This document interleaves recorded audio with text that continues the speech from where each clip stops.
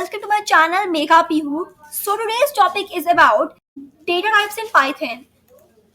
So friends, data type describes the characteristic of a variable. The first one is the integers. This value is represented by int class. It contains positive or negative whole numbers without fraction or decimal.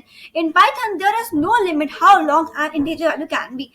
For example, 99, 100, 2, 5, etc. So friends, you can take any number starting from 0 and ending to infinity. These all are the int, but they should not have the decimal point and fraction in them. The next one, which is float. So this value is represented by float class. It is specified by a decimal point, for example 1.4, 9.0 or 100.0, etc.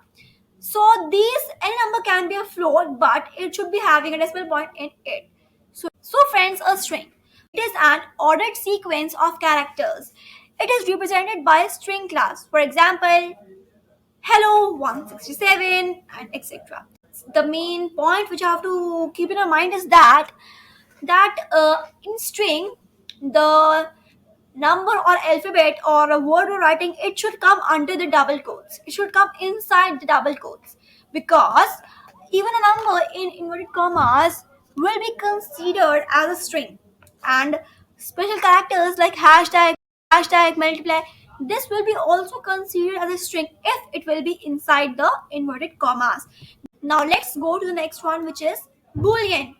So it is the logical value indicating true or false. It is denoted by the class bool.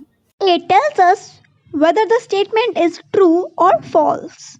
Complex numbers. So friends, complex number is represented by complex class. It is specified as real part plus imaginary part j. For example, 9 plus 8j. So friends, these four list tuple set dictionary. These four are of same type, so I will cover these all in the next video. And friends, please subscribe to my channel and share to the friends and family members. Till then, take care and bye bye.